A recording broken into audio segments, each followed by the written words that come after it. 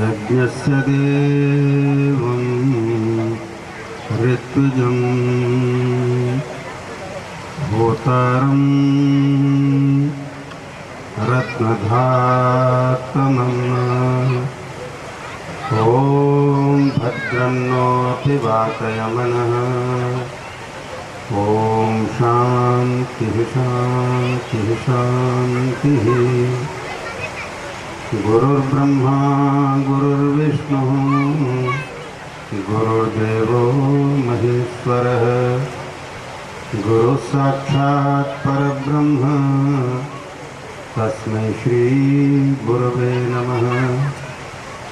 या देवी सर्वभूतेषु श्रद्धारूपेण संस्थिता नमस्तस्यै नमस्तस्यै नमस्तस्यै नमो नमः।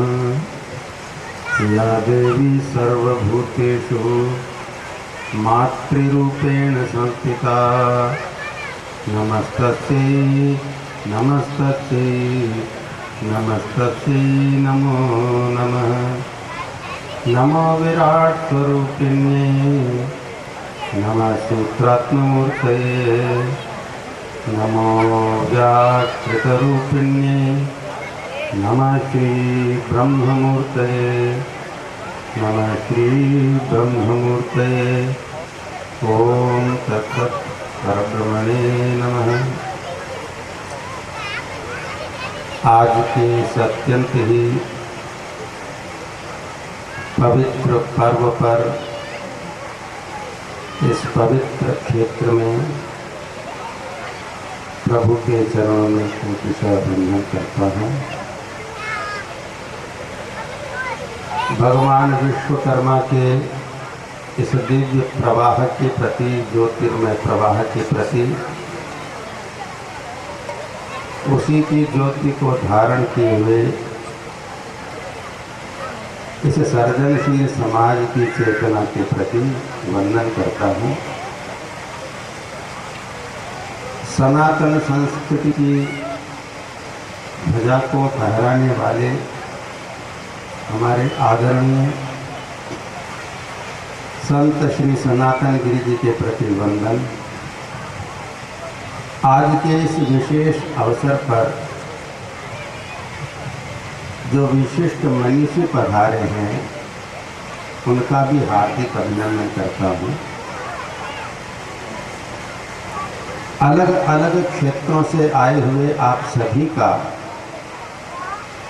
आज इस अत्यंत ही गंभीर, महत्वपूर्ण, महनीय अवसर पर स्वागत करता हूँ। आज राम नवमी है। नवरात्रि अनुष्ठान आज पूरा हो रहा है। 9 दिन तक लोगों ने उस ब्रह्म शक्ति की, महाकाली, महासरस्वती, महालक्ष्मी की आराधना की। आज गणेश बटुक 9 कन्याओं का पूजन किया गया और आज ही के दिन आपने इस यज्ञशाला को प्रारंभ किया है, संस्कार केंद्र को प्रारंभ किया है। हमारे प्रेमात्मा शंकर जी ने कई सूक्ष्म बातें आपके सामने रख दी। आपके जीन्स में, आपके खून में कला का एक तत्व है। वैसे तो भारतीय संस्कृति, सनातन संस्कृति कलामयी संस्कृति है और कला हमेशा सत्य के प्रकटन के लिए होती है। आनंद उसका बीज है, सत्य का उद्घाटन करती है। जो कोई इस कला के संपर्क में आता है उसको एक सौंदर्य का अनुभव होता है, एक आनंद का अनुभव होता है। उसके अंदर भी वह सत्य झिलमिलाता है, क्योंकि सत्य को सीधा बताया नहीं जा सकता। उसको इशारे के द्वारा, कुछ ढक करके, कुछ खोल करके, लक्षणा के द्वारा बताया जाता है। हमारे यहाँ तो भोजन बनाना भी एक कला है, तो भोजन परोसना भी एक कला है, भोजन करना भी एक कला है। ये कलामयी मातृशक्ति आप घर में देखें तो हर चीज को वे कला में होकर के संपन्न करती हैं।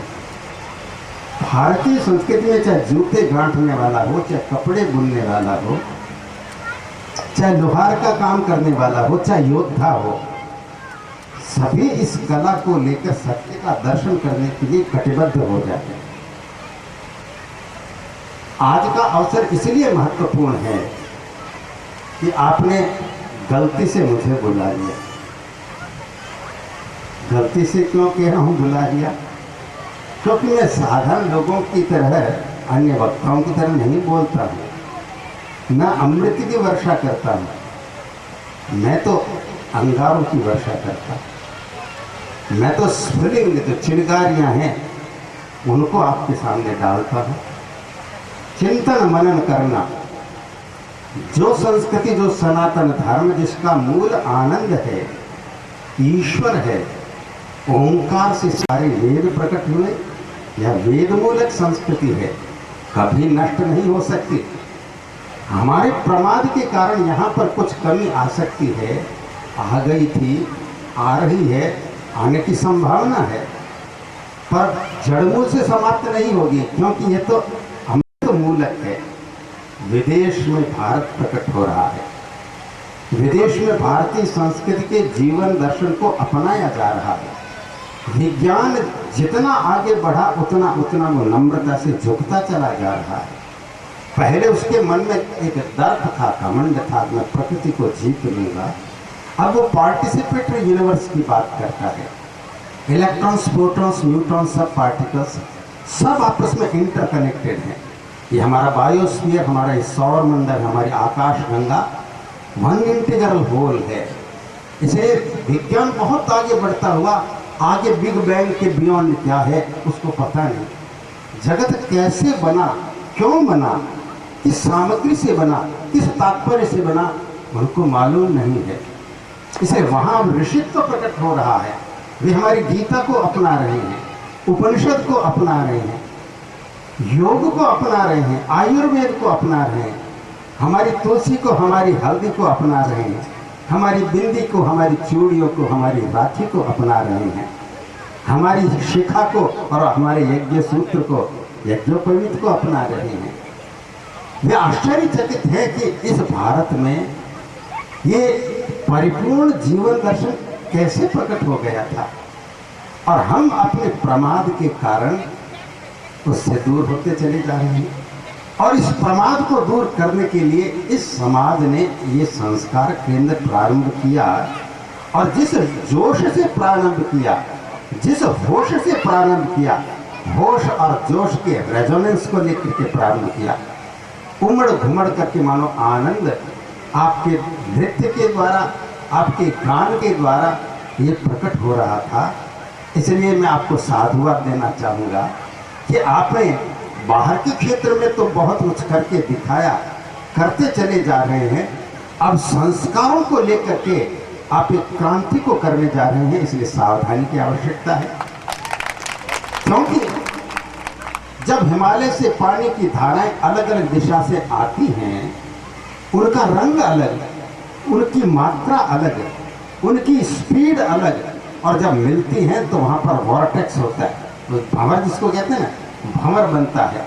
आप अलग अलग दिशाओं से आए, अलग अलग परिवारों को लेकर आए, अलग अलग संस्कारों को लेकर आए, और इसलिए यहाँ पर जब इकट्ठे हुए हैं और कुछ करने के लिए जा रहे हैं, तो आपस में टकराहट की संभावना, वैमनस्य की संभावना, कोई बात नहीं, पर जो धाराएं आती हैं उस सबका लक्ष्य है समुद्र में जाकर के मिलना।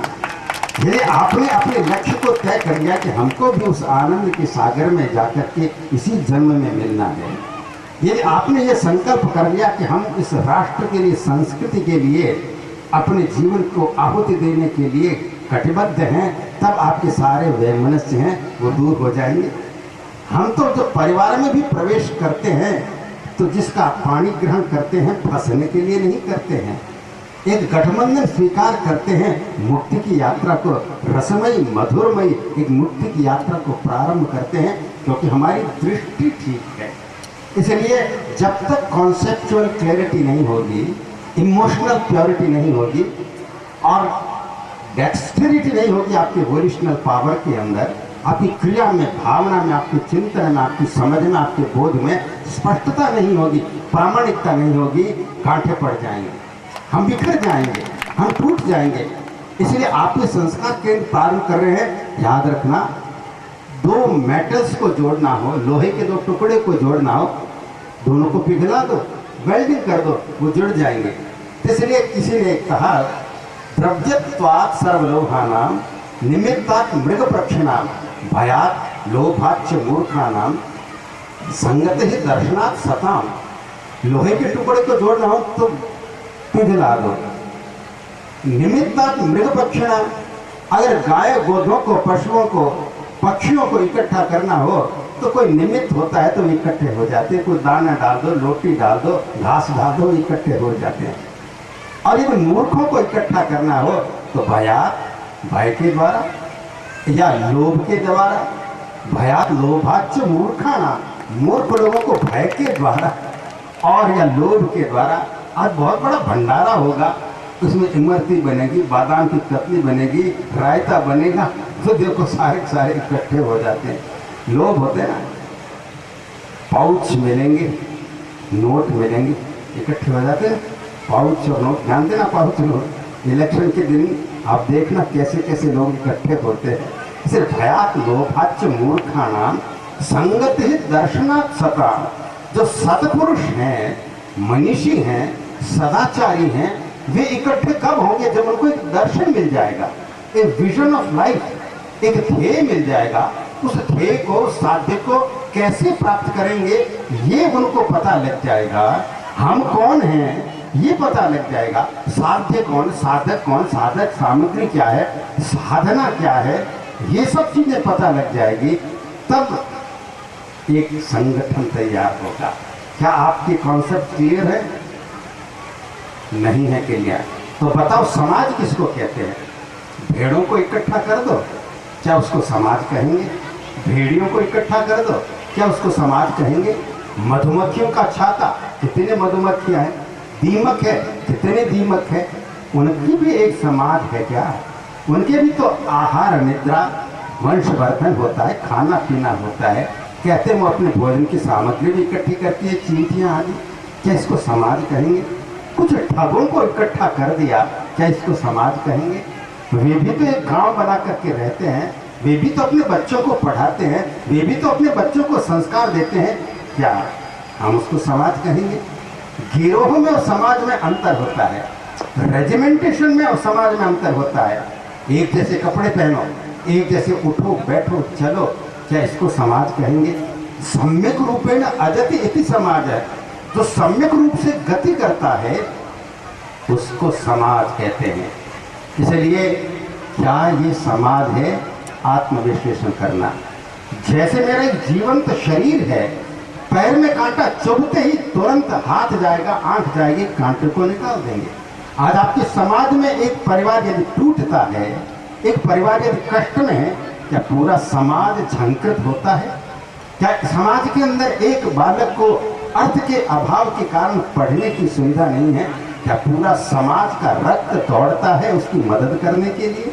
क्या एक कन्या को विवाह के लिए अर्थ की दृष्टि से कठिनाई आ रही है, क्या समाज उसकी कठिनाई को दूर करने के लिए तत्पर है?